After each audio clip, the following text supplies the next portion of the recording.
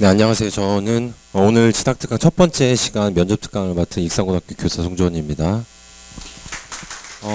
비가 많이 와가지고 좀 걱정을 많이 했거든요. 오늘 행사가 어떻게 될 수 있을까 걱정 많이 했는데 그래도 다행히 아까 부스를 보니까 많이 오시긴 하셨더라고요. 일단은 오늘 제가 준비한 건 대입 면접 준비 방안이고요. 뭐 다른 뒤에 이어서 학종이라든지 교과라든지 내일 그다음에 수능과 관련돼서 특강이 진행될 텐데요. 오늘 저는 기본적으로 대입 면접을 어떻게 준비해야 할지를 중심으로 제가 설명을 드릴 거고, 그 중에서 서류 기반 면접을 어떻게 준비해야 할지 그 방안에 대해서 함께 말씀을 드리도록 하겠습니다. 네. 오늘 제가 다룰 차례는요 이렇고요. 일단 면접이 무엇인지 알아보고 또 제일 중요한 면접의 영향력이 얼만큼 되는지 같이 한번 살펴보시고요. 유형은 무엇이 있는지, 그리고 어떻게 이걸 알아봐야 할지, 그리고 이제 서류 기반 면접에 대해서 같이 살펴보고, 또 면접을 어떻게 준비하고 또 답변을 어떻게 구성하는지, 마지막으로 주의사항 하면서 마무리 지을 예정입니다. 사실 제가 이거 특강 할 때 그 학생들이 많이 올 줄 알았거든요. 근데 대부분이 학부모님이셔가지고 네 그렇습니다. 어쨌든 학교에서 제가 이제 면접 3학년 부장하면서 면접 지도를 해보면 사실 면접이 되게 쉬울 것 같으면서 굉장히 어렵습니다. 실제로 준비하는 것이. 그리고 기본적인 건데도 사실 잘 안 되는 경우가 많이 있거든요. 그래서 오늘은 그런 걸 중심으로 한번 살펴보도록 하겠습니다. 네. 일단 면접입니다. 보통 이런 강의하면 정의부터 내리고 시작하더라고요.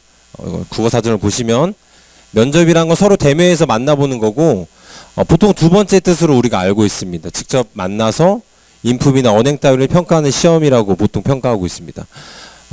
그런데 실제로 대학교에서 면접이라는 건 어떤 건지 같이 한번 볼게요. 서울대학교의 정의에 따르면 관찰 기록에 의해 작성된 학생부로는 미처 드러나지 않은 학생의 깊이 있는 노력과 성장의 과정을 학생 스스로의 목소리로 더욱 세세하게 확인하는 과정이라고 정의하고 있습니다. 쉽게 말해서 서류로는 드러나지 않는 모습을 대학교에서 면접을 통해서 한 번 더 검증하겠다는 뭐 그런 의미로 받아들이시면 될 것 같습니다. 네. 다음입니다. 면접에 그럼 영향력이 얼마나 될까요? 보통 뭐 여러 가지 이야기는 많이 있지만요. 실제로 면접의 영향력을 살펴보려면 교과 전형에 면접이 들어가 있는 이런 전형을 살펴보시면 좋습니다. 왜냐하면 학생부 종합전형 같은 경우에는 여러 가지 요소들이 정성적으로 평가하기 때문에 실제로 면접의 영향력이 얼마나 큰지를 정확하게 알 수는 없습니다. 그러나 교과 전형 같은 경우에는 정량적으로 교과 점수와 면접 점수가 합쳐서 평가가 이루어지기 때문에 교과 전형의 결과를 살펴보시면 되는데, 제가 오늘 가져온 자료는 이화여대의 작년도 학교장 추천 전형인 고교 추천 전형 결과입니다. 이화여자대학교의 유튜브에 올라와 있거든요. 참고로 이 전형의 특징은 수능 전에 면접이 있습니다. 그렇기 때문에 거의 모든 학생들이 응시를 하고 있습니다. 지금 응시자가 96%에 달합니다. 그리고 실제로 지금 보시면 잘 보이실지 모르겠는데 실제 경쟁률이 4.71대 1이고 결시자를 제외하면 4.54대 1입니다. 이 정도고 충원을 포함하면 2.05대 1 수준의 경쟁률을 가지고 있습니다. 이 정도고요. 다음입니다. 그러면 실제로 결과는 어땠는지 한번 같이 살펴보겠습니다. 지금 보시면 이 전형을 설계를 해놓은 것이 80%의 교과 점수와 20%의 면접 점수로 이루어져 있습니다. 80%의 교과 점수를 보시면 인문계열과 자연계열의 표준 편차를 보시면 굉장히 작습니다. 인문계열 같은 경우에는 0.24, 자연계열이 0.22라서 거의 차이가 없다는 거죠, 실제로. 그리고 이게 최종 등록자가 된다 할지라도 표준 편차가 인문계열은 0.28이고 자연계열은 0.21에 불과합니다. 그러니까 사실은 교과 점수의 차이는 거의 크지 않습니다. 물론 당연히 이화여자대학교에 지원하는 그 지원자 풀이 자체가 대개 1점대 후반의 학생들이 지원하기 때문에 이런 현상이 일어나는데, 그러면 면접 점수만 봤을 때는 어떻냐? 지금 보시면 면접 응시자를 제외하고 최초 합격자의 표준 편차가 인문계열은 5점입니다. 그리고 자연계열도 5.4점이고요. 이게 최종 등록자로 가면 표준 편차가 더 커집니다. 그 말은 면접에서 차이가 많이 벌어져 있다는 거겠죠. 실제로 보시면 교과 등급만 가지고 학생들을 쭉 나열해 보면 지금 색깔이 잘 안 보이실 텐데 여기 회색 그래프로 보시면 됩니다. 그리고 검정색 그래프는 최초 합격자의 내신 비율입니다. 그러니까 지금 교과 등급 1배수의 그래프와 최초 합격자의 그래프를 비교해 보시면 우측으로 이동한 걸 알 수 있습니다. 우측으로 이동을 했다는 건 내신 점수가 뒤로 밀렸다는 거죠. 그러니까 실제로는 교과 등급 1배수와 최초 합격자의 차이가 있다는 건 지금 여기 이 아이들 있죠. 이 아이들이 면접으로 역전을 했다는 거고, 실제로도 물론 1점대 초반 뭐 이런 학생들은 거의 큰 의미는 없습니다. 그러나 1점대 중반이 넘어가면 여기서부터 큰 영향력이 일어나는 걸 알 수 있습니다. 실제로 대입상담 프로그램에서 사례를 좀 봤거든요. 보니까 건축학과 같은 경우에 합격자의 최저 등급이 2.26으로 나옵니다. 네. 그런데 불합격자의 최고 등급이 2.13입니다. 그러니까 양 0.13 정도 등급을 이긴 거죠. 이 학생이. 환산 점수로 치면은 763.7을 가지고 있습니다. 2.26 학생이. 그리고 2.13 학생은 766.5점을 가지고 있거든요. 그러니까 마이너스 2.8점 정도 했는데 가장 작은 사례고요. 제일 큰 사례는, 극단적인 사례는 여기 지능형 반도체 공학 전공입니다. 네. 이 모집 인원이 7명이었는데 작년에 충원이 1명도 되지 않았습니다. 대입 상담 프로그램 열어보니까 다행히 이 7명이 다 들어와 있더라고요. 지금 보니까. 합격자의 최저 등급이 2.18입니다.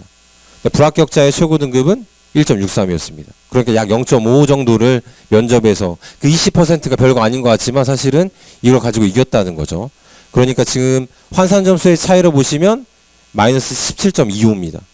그러니까 면접 전에 혹시라도 이제 여학생 같은 경우에 이화여대를 지원하실 때 작년에 어떤 프로그램상에서 점수를 확인해 보시면서 내가 이걸 면접에 역전할 수 있는지를 확인해 보는 게 무엇보다 중요할 것 같습니다.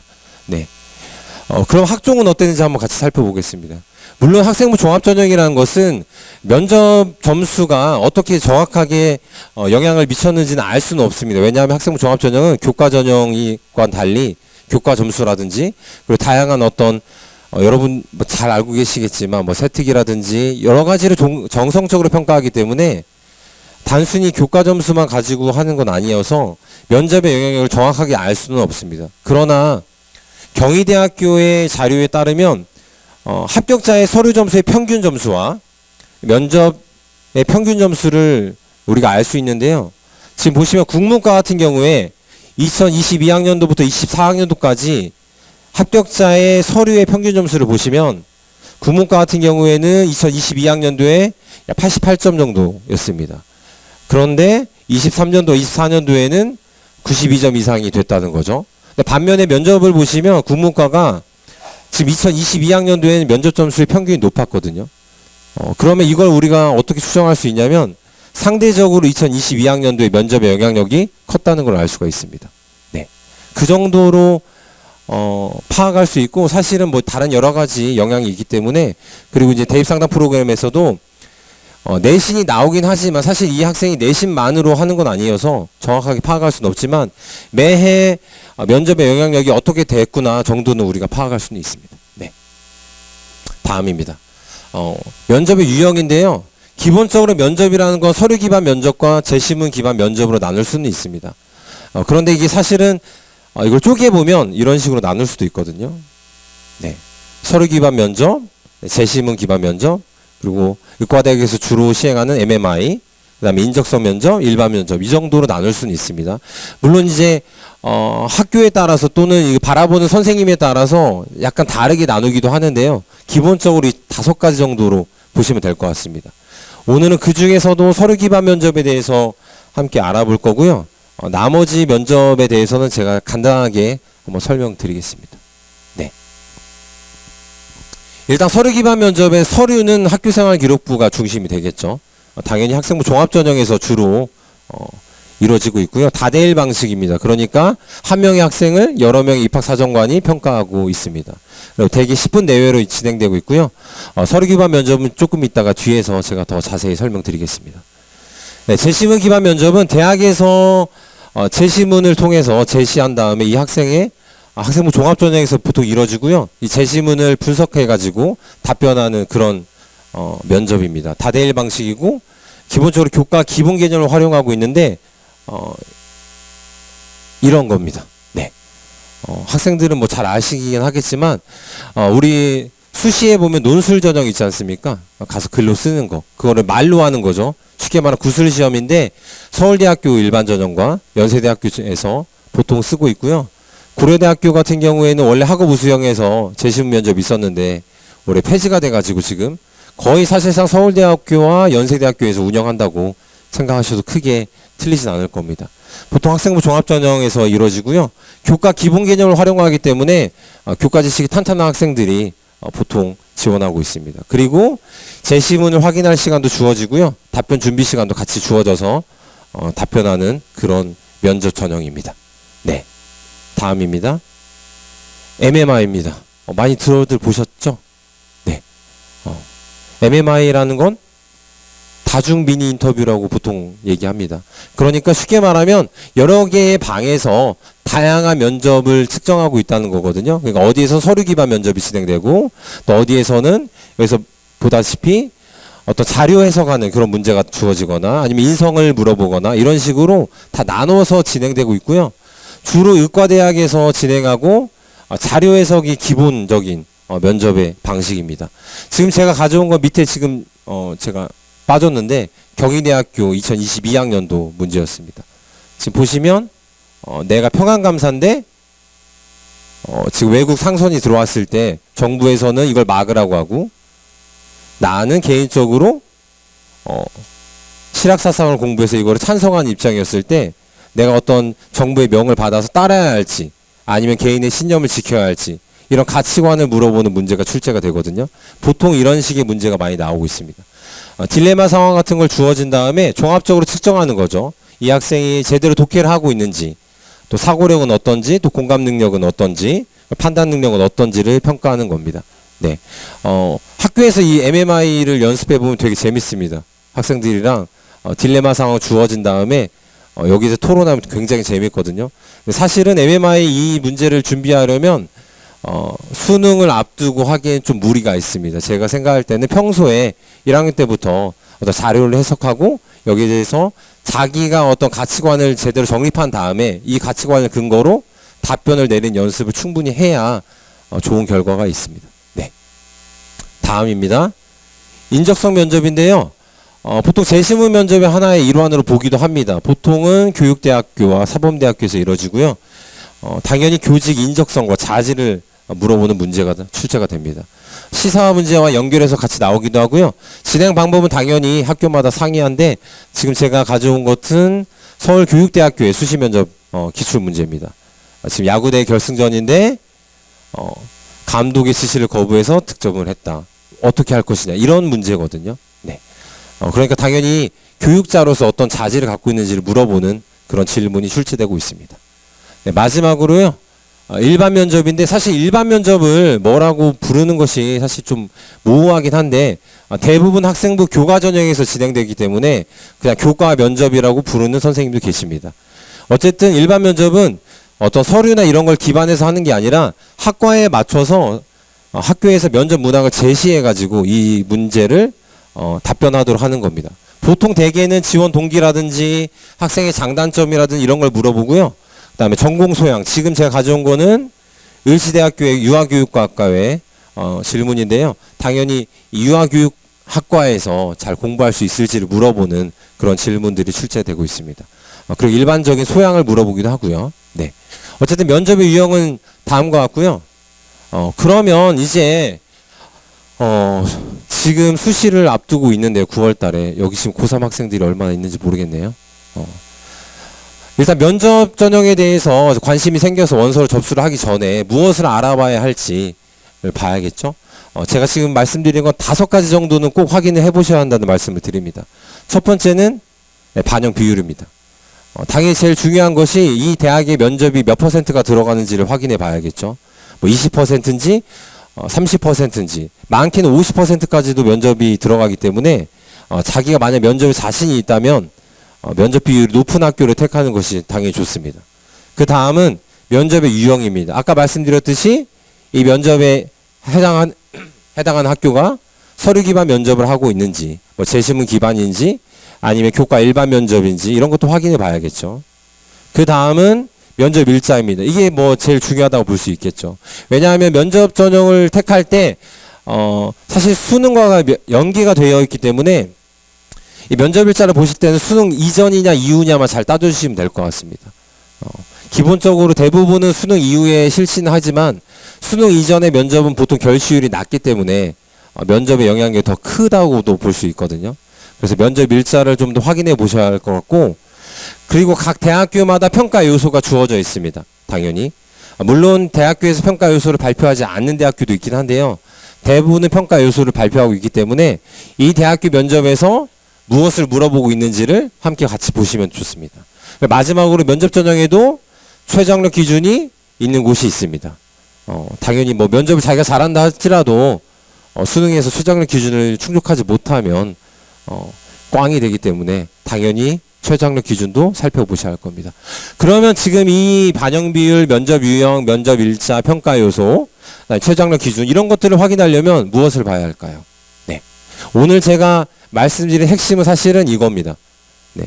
면접에서 제일 중요한 것은 잘 알아보는 거거든요. 잘 찾아보는 거기 때문에 그래서 제가 오늘 하는 목표는 여기 계신 분들이 면접 준비하실 때 제가 지금 말씀드린 다음과 같은 5가지를 꼭 확인해 보시기를 부탁드립니다.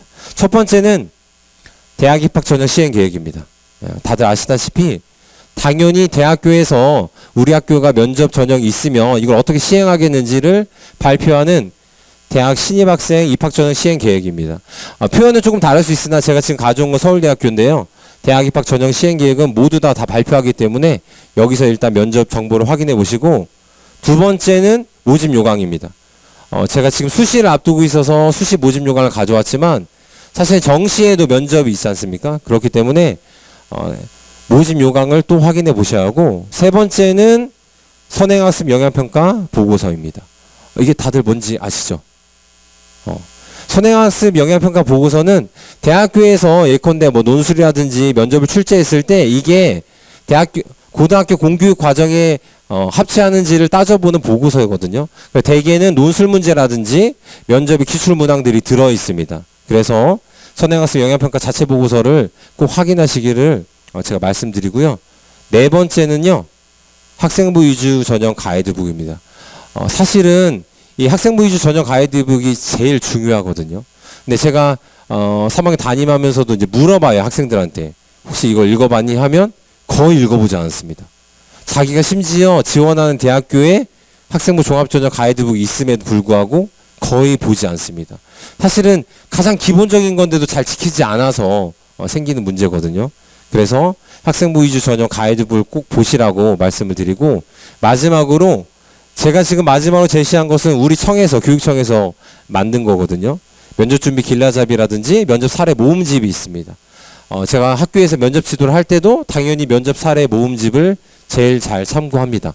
실제로 이 면접 사례 모음집을 보시면 학생들의 면접 후기가 담겨 있기 때문에 어떻게 면접이 진행됐는지 그리고 어떤 문제가 나온지도 다 알 수 있습니다. 그래서 면접 사례 모음집을 보시라는 거고, 조금 더 자세히 보시면 수시 모집 안내는 이렇게 일자 같은 것들이 지금 나옵니다. 면접이 있게 있고요. 올해 11월 30일, 죄송합니다. 29일로 되어 있습니다. 이렇게 면접 일자도 확인할 수 있고, 지금 오른쪽에 가천대학교 수시 모집 요강을 제가 가져왔는데요. 지금 면접평가 FAQ라고 해가지고 자주 묻는 질문이 있지 않습니까? 보시면 제시문이 있나요? 없다고 나오죠. 이런 식으로 자세히 자기 대학교의 면접 전형에 대해 설명해 놨습니다. 그래서 무엇보다 이런 모집 요강이라든지 시행 계획이라든지 이런 것들을 읽는 게 제일 중요하다는 말씀을 드리고, 가천대학교에서는 조금 일화가 있었는데요. 작년에 저희 학교는 어디서 가천대학교 준비하는데 학생들이 성적이 변화한 걸 가지고 면접 준비를 하더라고요. 근데 가천대학교 모집 요강을 읽어보면 면접 시 학업 성취도를 반영하지 않고 면접 관에게 제공하지 않습니다로 명시하고 있거든요. 사실은 면접 준비할 때 이 말만 제대로 봤어도 면접 예시문, 예상 질문을 이제 준비할 때 그런 질문을 만들 필요가 없었거든요. 그러니까 당연히 이걸 먼저 읽어보시라는 걸 또 말씀드리고, 건국대학교 종합전형 가이드북입니다. 굉장히 친절하게 잘 되어 있고요. 여기 지금 보시면 학생부 종합전형에서 면접의 비율 같은 것도 알 수 있고요.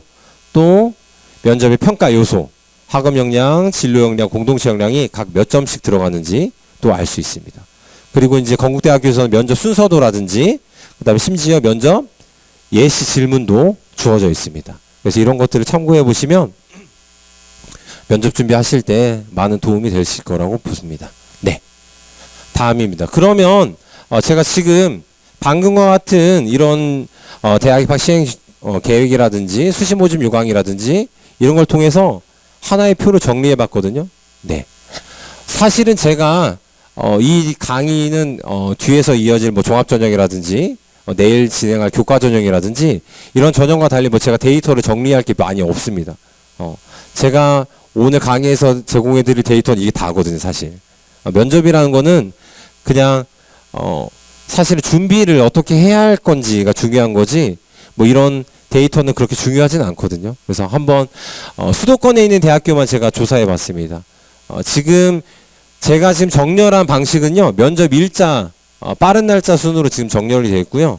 명시대학교 교과 전형의 교과 면접부터 시작되고 그 다음에 마지막으로 동국대학교 두드림 전형까지 지금 이렇게 이어져 있습니다.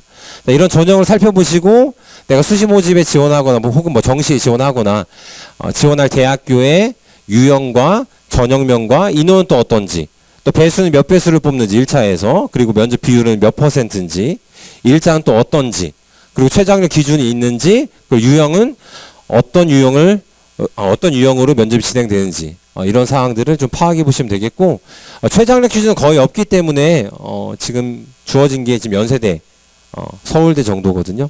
이 정도만 살펴보셔도 될 것 같습니다. 네. 주의해야 할 점은 올해 수능이 혹시 며칠인지 아시나요? 네. 지금 수능 바로 직후에 진행되는 이런 면접이거든요. 사실은 학교에서 이제 면접 준비를 시킬 때 수능 전에 있는 아이들은 사실은 거의 면접을 목숨 걸고 하는 애들이거든요. 그래서 걔네를 따로 이제 준비시켜 주지만 수능 이후에 하는 애들은 수능을 잘 보면 면접을 안 가버리는 경우가 되게 많거든요. 근데 이제 문제는 수능 직후에 일어나는 이 면접입니다. 왜냐하면 수능이 어떻게 될지 모르기 때문에 준비를 안 했다가는 또 수능을 만약에 망쳤을 때 면접을 꼭 가야 하잖아요. 그래서 이 수능 직후에 이루어지는 이런 대학교의 면접은 미리 좀 준비를 하셔야 한다는 말씀을 먼저 드리겠습니다. 네. 일단 기본적으로 면접에 대한 사항을 알아봤고요. 지금부터는 서류 기반 면접에 대해서 제가 설명을 드릴 건데요. 일단 서류 기반 면접에서 무엇을 물어보는지부터 한번 보셔야 할 겁니다. 제가 지금 가져온 것은 서울대학교 2020년도에 발표한 학생부 기반 면접 내실화를 위한 교사 자문 결과 보고서거든요. 이 안에 보시면 이 면접평가 영역 및 내용이 있어서 학업 능력 및 학업 태도라든지 학업의 소양이라든지 기타 무엇을 물어본지를 알 수 있습니다. 일단은 무엇을 물어본지를 알아야 준비를 할 수 있으니까요. 이런 거고요. 그리고 기본적으로 이제 서류 기반 면접의 흐름은요, 다음과 같습니다. 먼저 도입 질문을 시작하고요. 도입 질문은 예전에는 많이 했는데 지금 블라인드 평가가 진행된 다음에는 그렇게 많이 하지는 않거든요. 처음엔 보통 아이스 브레이킹 차원에서 친구들한테 물어보는 거죠. 어떻게 왔는지, 뭐 아침 먹었는지 이런 질문들을 많이 던지곤 했는데 요즘에는 그렇게 많이 하지는 않습니다. 그냥 바로 본 질문으로 넘어가는 추세고요. 보통 대개 뭐 자기소개라든지 지원 동기는 기본적으로 물어보니까요. 그렇게 되고 본 질문에서 서류 기반에 따라서 역량평가가 진행된 다음에 마지막에 이제 시간이 남거나 그렇을 때 마무리 질문으로 하고 싶은 말이 보통 이루어집니다. 근데 하고 싶은 말을 꼭 준비해서 가셨으면 좋겠습니다. 예전에 저희 학교 학생이 하고 싶은 말 있냐고 물어보니까 없다고 대답했거든요. 네. 물론 합격은 했습니다. 앞에 질문 답변을 잘해서. 그래서 그런 식으로 하면 면접관 입장에서도 당연히 얘가 지금 우리 학교 오고 싶어 하는지 안 하는지 모르거든요. 그래서 어쨌든 면접 흐름은 이런 식으로 진행이 되고요. 다음은 어떻게 준비해야 할지인데요. 아까 제가 말씀드렸던 5가지 다시 한번 제가 말씀드립니다. 네, 대학 입학 전형 시행 계획이고요. 모집 요강, 선행학습 영향평가 자체 평가 보고서, 학생부 위주 전형 가이드북, 그 다음에 교육청에서 만드는 이런 자료집. 사실은 뭐 우리 전북교육청에서도 만들지만 인터넷 검색해 보시면 다른 교육청에서 제작하는 면접 사례 모음집도 볼 수 있습니다. 제가 지금 계속 강조해 드리는 건 이 면접에서 제일 중요한 건 이 5가지를 알아보는 겁니다. 네. 그 다음입니다. 일단은 앞에 있는 5가지 내용들을 잘 숙지했다는 가정하에 이제 준비한다고 생각해 보시죠. 네. 그랬을 때 제일 먼저 중요한 건 학교생활 기록부를 분석하는 겁니다. 자기 학교생활 기록부를 분석을 하고 그리고 그 분석한 결과를 가지고 예상 질문을 만들어 보는 거죠. 그리고 제일 중요한 건 학교에서 모의 면접을 실시하는 건데요. 일단 학교생활 기록부를 분석할 때 지금 제가 제시해 놓은 건 학업 역량, 진로 역량, 공동체 역량으로 나눠져 있지만 자기가 지원하는 학교에서 아까 보시면 평가 요소가 다 다릅니다. 그 평가 요소에 맞춰가지고 자기 생활기록부를 하나씩 뜯어가지고 보시는 거죠. 사실 이 표는 별건 아니고요. 예전에 뭐 자기소개서 쓸 때도 한 거고 제가 지금 학업 역량, 진로 역량, 공동체 역량을 지금 나누는 건 가장 기본적인 학생부 종합전형의 역량 평가이기 때문에 제가 나누는 거고 창의적 체험활동, 자율활동에서 내가 학업 역량에서 어떤 면이 있었는지 체크를 해보는 거죠. 근데 이런 질문을 많이 하더라고요. 생활기록부에 모든 걸 다 봐야 하는가 면접에서 아니면 그 전공과 관련된 것만 봐야 하는가. 사실은 정답은 없거든요. 제가 볼 때. 왜냐하면 서울대학교에 면접을 보냈는데 생각하지 못했던 질문도 하더라고요. 완전 구석에서도 물어보더라고요. 그런데 대개는 전공과 관련된 질문이 주가 됩니다. 그래서 일단은 면접 전형에 응시를 하고자 한다면 기본적으로 생활기록부에 무엇이 적혀 있는지는 일단 기본적으로 다 파악을 하시고 그 다음에 전공과 관련된 자기가 지원한 학과와 관련된 질문을 중심으로 하시는 것이 바람직하지 않겠나라는 생각을 해봅니다. 네. 그리고 이제 모의 면접을 해야 하는데 사실은 아까 잘 알아보고 모의 면접하는 게 이 학생부 종합전형의 서류 기반 면접의 핵심입니다. 일단은 모의 면접 팀을 구성해야겠죠. 혼자서 하기는 어렵습니다. 학교에서 하긴 하겠지만 혼자서 모의 면접을 준비하는 건 말도 안 되는 일이고요. 혼자서 뭐 이렇게 촬영을 해가지고 하긴 하긴데 피드백의 개념이 없기 때문에 사실은 혼자 할 수는 없고요. 팀을 구성하는 게 제일 좋습니다. 팀을 구성할 때는 비슷한 학과를 묶어도 되지만 꼭 그렇게 하지는 않으셔도 상관없습니다. 그냥 면접을 같이 하는 친구들 같이 모여가지고 해도 크게 이상 없고요. 예상 질문도 만들어야 하고 무엇보다 또 중요한 건 내가 지금 잘하고 있는지를 알아봐야 하기 때문에 체크리스트도 같이 만들어 주어야 합니다. 조금 더 자세히 보시면 그리고 제일 중요한 건 지도교사가 있어야 합니다. 네. 무엇보다 제일 중요한 건요. 면접 준비를 할 때 지도교사가 있어야 합니다.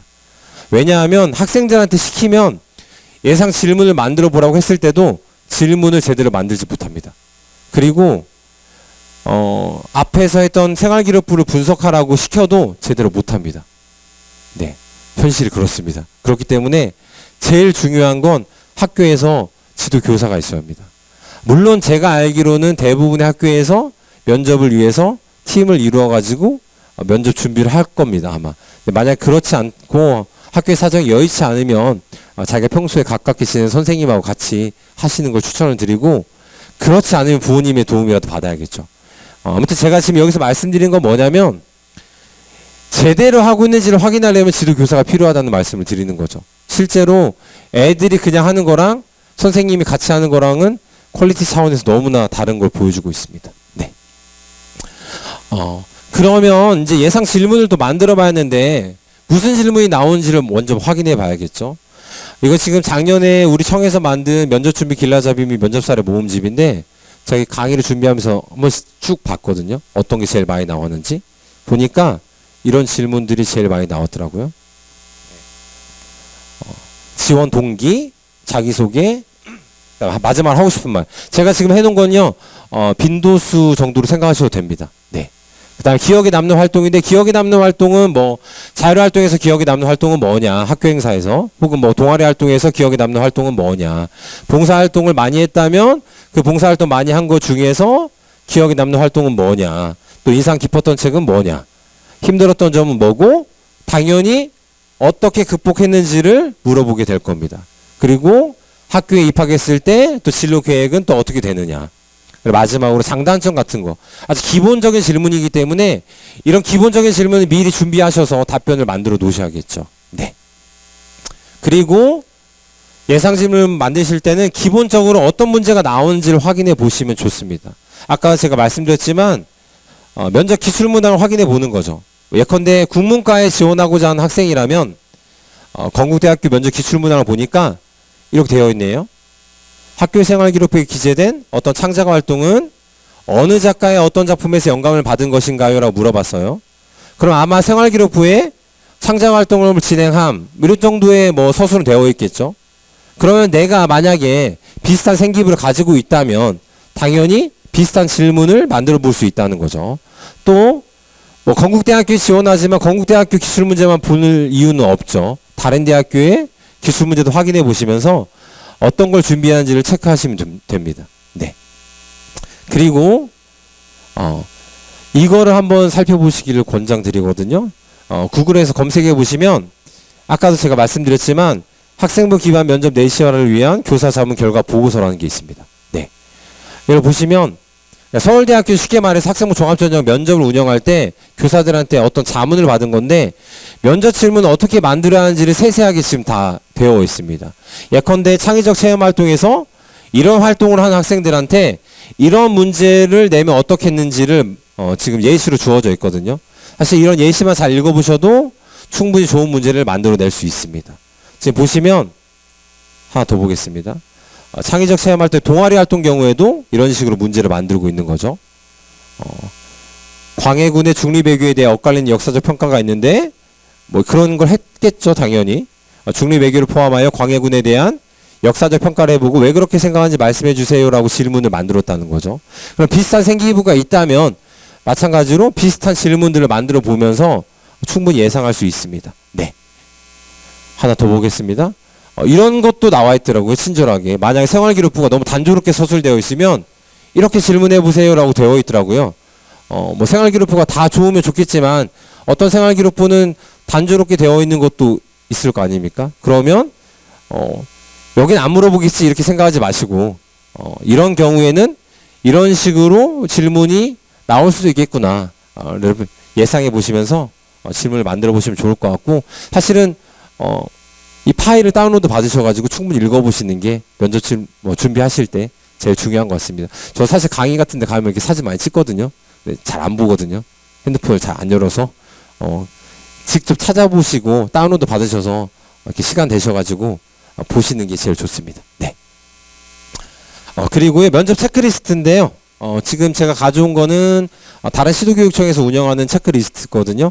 사실 이렇게 지금 되어 있는데 면접 태도라든지 뭐 전공 적합성이라든지 발전 가능성 이거 예시로 드린 거고 각 학교마다 평가 요소가 있으니까 거기에 맞춰서 체크리스트를 만드셔가지고 하시면 되고 이것도 인터넷 검색하시면 충분히 다 받을 수 있고요. 이런 식으로 평가하는 체크리스트도 있고요. 이거는 아마 강원도 교육청에서 만든 체크리스트 같습니다. 네, 이렇게 체크리스트 만들어가지고 피드백 할 때 그냥 막연하게 이랬다 저랬다 하기보다는 체크리스트에 기반해서 어떤 점을 잘했는지 또 어떤 점이 부족했는지 이렇게 따져보시면 좋을 것 같습니다. 네. 다음입니다. 그러면 이제 면접 준비가 다 끝났다 치면 이제 모의 면접을 실시해야 할 거 아닙니까? 사실은 저희 학교 같은 경우는 수능 전과 수능 후로 모의 면접 조를 나눠주거든요, 제가. 수능 전에 하는 애들은 수능 전 애들만 데리고 이렇게 하는데 모의 면접할 때 제일 중요한 건 아이들이 자기 모습을 보는 겁니다.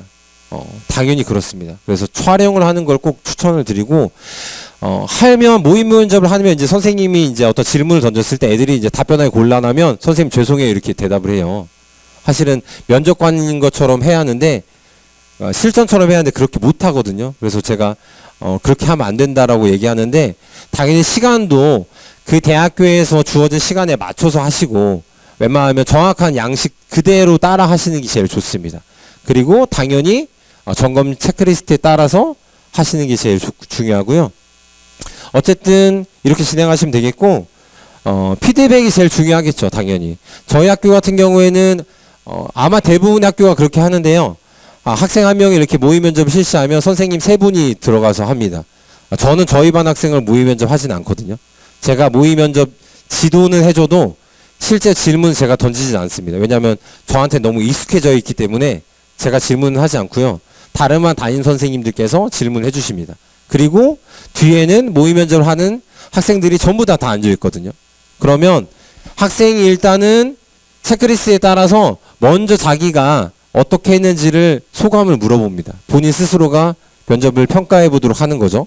그리고 선생님의 평가가 들어가고요. 당연히 지켜본 학생들이 어떻게 보고 있는지, 평가 내리는지도 같이 공유할 수 있도록 그런 시간을 마련하셔야 합니다. 그러니까 면접 준비를 하실 때 제가 다시 말씀드리지만 혼자서 하기는 매우 어렵습니다. 이게 피드백이 반드시 필요하기 때문이죠. 그러니까 학교에서 선생님이나 친구들이랑 같이 할 수 있도록 꼭 말씀해 주시고, 또 학부모님들께서도 지금 여기 많이 계시는데 우리 아이가 면접하고 있다고 하면 한번 집에서 앉혀놓고 좀 시켜보시고 그럴 필요도 있습니다. 네. 왜냐하면 제가 예전에 어떤 생각을 했었냐면 학생들이 면접을 하면 다 잘할 거라고 생각했거든요. 실제로 그렇지는 않더라고요. 네. 그리고 이게 하루아침에 막 좋아지는 게 아니기 때문에 많은 피드백이 또 필요합니다. 네. 그러면 이제는 답변을 어떻게 구성할지 같이 살펴보도록 하겠습니다. 네. 일단은 제가 지금 가져온 건 동국대학교의 학생부 위주 전형 가이드북이거든요. 지금 보시면 여러분이 어떤 경험을 했다는 사실은 학교생활 기록부에 기록되어 있습니다. 그렇게 활동에 대한 면접관의 질문 요지는 활동의 진위 여부 검증도 있지만 그보다 더욱 알고 싶은 사실은 왜 그 활동을 했고 어떤 경험을 했으며 그 경험을 통해 어떻게 성장했고 또 앞으로의 발전 가능성이 어떠한 거에 있습니다 라는 거죠. 이걸 조금 더 자세히 보시면 만약에 면접관 이런 질문을 했다고 가정해 보시죠. 동아리에서 문학작품 번역을 한 경험이 있네요. 어떤 작품을 번역하셨나요? 라고 물어보면 네, 이런 작품을 번역했습니다 라고 답변하면 당연히 안 되겠죠. 네. 면접관이 궁금한 건 밑에 나와 있지만 동기, 과정, 결과가 들어가야 합니다. 네. 어떠한 동기에서, 그러니까 왜 내가 이 문학작품을 번역하기 시작했고 또 이 문학작품을 번역하는 과정이 어떠했고 그 문학작품을 다 번역한 다음에 이게 어떤 결과를 가져왔는지 또 나에게 어떤 영향을 미쳤는지 이런 식으로 답변을 구성해야 하는 거거든요. 너무 당연한데 실제로 모의 면접을 해보면 아이들 대부분이 처음에 이렇게 대답합니다. 네. 그리고 끝나버립니다. 이걸 조금 더 자세히 말씀드리면요. 답변을 구조화하는 거죠. 지금 보시면 일단은 동기, 과정, 결과. 여기 지금 선생님들 계시긴 하시는데 예전에 자기소개서 쓸 때 보통 이렇게 썼거든요. 어떤 동기 때문에 무슨 활동을 했고 그 과정은 어떠했고 또 결과는 어떠했다. 보통 이런 식으로 쓰는데 이유를 먼저 설명하시고 또 과정에서 어떤 행동이었는지 또 어떤 내용이었는지 그리고 내가 어떤 역할이었는지 그리고 그 결과 내가 무엇이 성장했고 무엇이 변화했고 무엇을 성찰했는지 이런 내용들이 답변에 당연히 들어가는 게 가장 좋을 것 같습니다. 네. 그리고 이거 많이 잘 아시겠지만 STAR 또는 스타라고 부르는 거거든요. 이거는 이 학생부 종합전형이라든지 이 대입에서 말하는 구조화된 답변이라기보다는 일반적인 면접에서의 가장 구조화된 답변의 일환입니다. 그러니까 회사에 취업할 때도 보통 이런 식으로 답변하라고 하거든요. 보시면 앞에서 말한 이 동기, 과정, 결과가 크게 다르지는 않습니다. 뭐라고 부르는 건 크게 문제는 없다고 보거든요. 일단 어떤 상황이었는지 내가 어떤 배경에서 어떤 계기에서 어떤 과제가 주어졌는지 또 이 과제에서 나의 목표는 무엇이었고 또 내 역할은 무엇이었는지 그리고 내가 무엇을 했고 당연히 구체적으로 말씀하셔야겠죠. 구체적 행위는 또 어땠고 이 행위에서 내가 어떤 역량을 발휘했는지도 같이 설명해 주면 좋겠고요. 또 그 결과 무엇이 발전했고 무엇이 변화했는지 사실은 크게 다르지 않습니다. 똑같습니다. 네. 그리고 이걸 조금 더 발전해서 이렇게 설명하는 사람도 있습니다. 네. 무엇을 배웠는지 어떤 영향을 줬는지까지도 보고 있습니다. 네. 근데 지금 잘 보시면 별반 차이가 없습니다. 제가 봐도. 네. 그리고 근데 이게 또 때에 따라서 답변이라는 것이 이게 딱딱딱 떨어지게 답변하기가 어려울 때도 많이 있거든요. 그래서 이걸 줄여가지고 이렇게 말하기도 하거든요. 네. 앞에 지금 보시면 ST를 묶어서 P로 보기도 합니다. 네.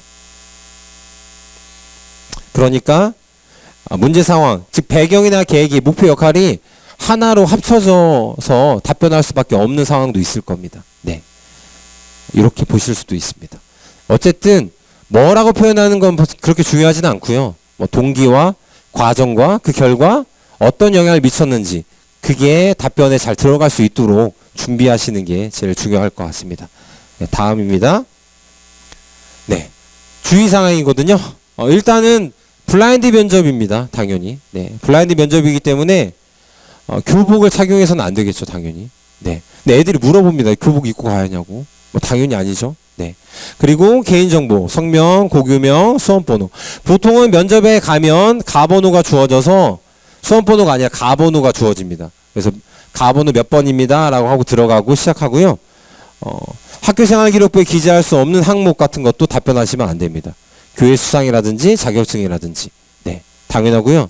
너무나 당연하지만 부모님의 또 친인척 포함해서 실명이나 직업이 들어가면 안 되겠죠. 우리 아버지가 뭐 대학교 입학처에 뭐 일하고 계신다. 이런 건 당연히 안 하겠죠. 네. 근데 의외로 한 번씩 아이들이 모의 면접을 하다 보면 실수가 나오기도 합니다. 네. 다음입니다. 면접자가 지녀야 할 태도거든요. 네. 보시면 너무나 당연한 말만 적혀 있습니다. 사실. 네. 면접장에 들어갈 때 차분한 걸음으로 들어가서 간단한 목례를 한다. 면접관이 지시하는 자리에 바른 자세로 앉는다. 너무 당연한 말이죠. 손은 무릎에 얹고 눈은 질문하는 면접관의 얼굴을 부드럽게 쳐다본다. 질문을 받았을 때 약간의 여유를 가지고 침착한 자세로 자연스럽게 평소처럼 답변한다. 평소처럼 답변한다는 거죠. 대화하듯이 답변한다가 제일 중요한 것 같습니다. 만약에 질문을 알아듣지 못하였을 경우 죄송하지만 다시 말씀해 주시면 감사하겠습니다. 정도의 멘트는 외워서 가야겠죠. 네. 만약에 못 알아들었으면 죄송한데 다시 한번 말씀해 주시겠습니까? 정도는 준비하셔서 가셔야 하고, 암기한 내용을 그대로 말하는 형식으로 면접에 응하지 않는다고 되어 있는데, 아이들이 면접 예상 질문을 만든 다음에 예상 답변을 달달달 외우는 애들도 있습니다. 근데 문제는 예상 질문이 꼭 나오는 건 아니거든요. 당연히 맥락은 비슷하지만 질문이 약간 변형돼서 나올 때도 있습니다. 그렇게 되면 이 암기를 해서 다 대답을 하려고 하다 보면 당연히 문제가 생깁니다. 그래서 당연히 키워드 중심으로, 아까 생활기록부 정리하잖아요. 그럼 생활기록부 정리했을 때 말씀드렸던 것처럼 동기와 과정과 결과가 어땠는지를 키워드 정도로만 정리를 하시면 되지, 이거를 막 다 써서 외우는 애들도 있거든요. 그렇게는 하지 않도록 하는 게 중요할 것 같고요. 당연히 자신감 있게 또박또박 말하고 말끝을 흐리지 않고 올바른 경어를 사용하는 게 중요합니다. 사실 생각보다 면접은 보수적으로 임하는 게 좋습니다. 네. 보수적인 태도.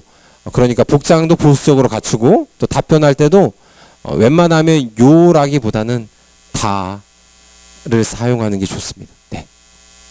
그리고 면접 도중 감정의 변화를 자제한다고 되어 있는데, 실제로 모의 면접 같은 거 하다 보면 많이 웁니다, 애들이. 네. 하다가 힘들어서 울거든요. 근데 아마도 너무 긴장하고 압박이 되다 보니까 그런데, 실제로 모의 면접이 아니라 면접에 가서도 우는 애들도 있습니다. 그러니까 평소에 모의 면접을 많이 이렇게 하시면서 긴장하지 않도록 그렇게 하는 게 좋겠고, 다리를 떠는 불필요한 행동을 삼간다고 되어 있는데 이게 굉장히 많습니다. 의외로. 너무 긴장한 나머지 손을 막 어떻게 할지 몰라가지고 막 흔드는 애들도 있거든요. 그래서 아까 말씀드렸듯이 촬영을 해가지고 녹화를 보면 본인은 모릅니다, 사실. 네. 본인은 절대 모릅니다. 네. 그리고 예상했던 질문이 주어지면 당연히 암기하듯이 답변하지 말고 대화하듯이 답변하는 거 너무 당연한 얘기거든요. 네. 그렇습니다. 이거를 정리해서 제가 다시 말씀드리면, 앞에서 뭐 길게 얘기했지만 간단히 다시 살펴보시면 예의 바른 태도가 제일 중요하겠죠. 당연히.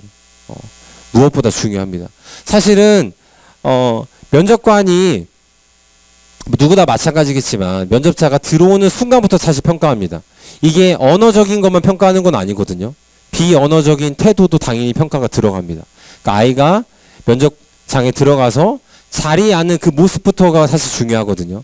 왜냐하면 첫인상이라는 것이 초도효과 때문에 굉장히 중요하니까, 그게 만약에 되지 않으면 사실은 면접이 되게 어렵습니다. 네. 그 고등학교의 면접관으로 갈 때가 있거든요. 대학교가 아니라. 그러면 처음에 들어오는 모습이 사실 굉장히 많은 영향을 미치더라고요, 저도. 네. 두 번째는 질문을 경청하는 겁니다. 네. 너무 당연한 건데 애들이 질문을 잘 못 알아듣는 경우가 너무 많습니다. 그래서 딴소리 합니다. 면접관이 이걸 A를 물어봤는데 자꾸 B를 대답해요. 근데 그게 아마도 이제 준비한 게 너무나 확실해가지고 내가 이걸 꼭 예상을 해서 이게 꼭 나올 거야 이렇게 생각하기 때문에 그것만 이제 생각하고 가는 거죠. 면접관이 다른 걸 물어봐도 꼭 그렇게 대답합니다. 일단은 잘 듣는 게 제일 중요하기 때문에 이게 사실 말을 잘하려면 잘 듣는 게 선행이 되어야 한다는 건 누구나 다 아는 것 같습니다. 다음은요, 두 가지씩 말하기인데 요점을 먼저 말해 주는 겁니다.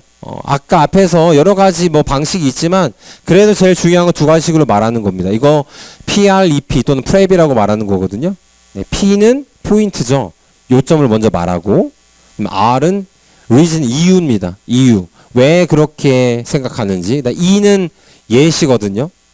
또 마지막 P는 또 요점이거든요. 그래서 요점, 근거, 예시, 다시 요점으로 나오는 이런 방식도 있습니다. 네. 이렇게 되면 사실은 두 관식이 아니라 양관식 또는 쌍관식이라고 말하는 처음에 요점을 말하고 마지막에 다시 한번 요점을 말하는 그런 말하기 방식도 취할 수 있습니다. 네. 마지막은 말끝을 분명히 하기인데 제가 이걸 굳이 넣은 이유가 실제로 모의 면접을 하면 이게 되게 많습니다. 네.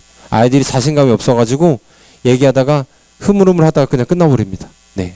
그래서 자기가 조금 부족한 답변을 한다 할지라도 마지막에 끝맺음을 좀 잘했으면 하는 마음에서 준비해 왔습니다. 네. 마지막인데요. 제가 오늘 말씀드리는 건 아까 앞에서 그랬지만 5가지를 제가 꼭 기억해 보시라고 했습니다. 알아보기에서 5가지. 대학 입학 시행계획, 모집 요강, 선행학습 자체 영향평가 보고서, 그리고 학생부 종합전형 가이드북, 그리고 마지막으로 교육청에서 제작하는 면접 가이드 사례집 같은 거. 요 5가지를 제일 잘 보시는 것이 제일 중요하고, 두 번째는 자신감입니다. 네, 당연히. 면접에서 제일 중요한 건 자신감을 갖는 거거든요. 잘 알아보고 자신감 있게 진행하고 혼자 하지 말고 여럿이 하고요. 그리고 이걸 많이 반복하고요. 그러면 당연히 좋은 결과가 있지 않겠습니까? 네, 저 그렇게 생각하고요. 연습이 완벽함을 만든다는 게 사실은 매우 어려운 말이지만 정답에 가까울 것 같습니다. 많은 연습을 통해서 면접 준비를 하시고 9월에 이제 곧 수시 원서 접수를 하게 될 텐데 여기 지금 고3 학부모님이나 학생들이 얼만큼 있는지 모르겠지만 면접 준비하실 때 잘 알아보는 게 일단 제일 중요하니까요. 많은 자료 알아보시고 다음에 이어질 어떤 학생부 종합전형 강의라든지 또 오늘 비가 많이 왔지만 또 모처럼 오셨으니까 밑에 여러 가지 설명회라든지 또 대학교 부스가 준비되어 있습니다. 많이 참여해 주시고요. 제 강의는 이것으로 마치겠습니다. 감사합니다.